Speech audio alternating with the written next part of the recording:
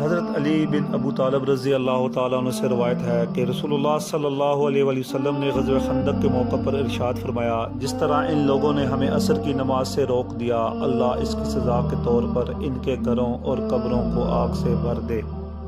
حضرت عبداللہ بن عمر رضی اللہ تعالیٰ عنہما سے روایت ہے، اللہ کے رسول صلی اللہ علیہ وسلم نے فرمایا، جس کی عصر کی نماز فوت ہو گئی، گویا اس کے اہل و عیال اور مال و دولت سب کچھ تباہ و برباد ہو گئے۔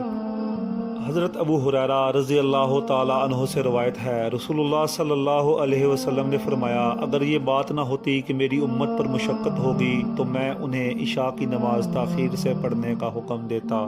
حضرت انس بن مالک رضی اللہ تعالیٰ عنہ سے روایت ہے، رسول اللہ صلی اللہ علیہ وآلہ وسلم نے فرمایا، جو شخص کوئی نماز پڑھنا بھول جائے تو اسے چاہیے کہ جب اسے یاد آئے پڑھ لے۔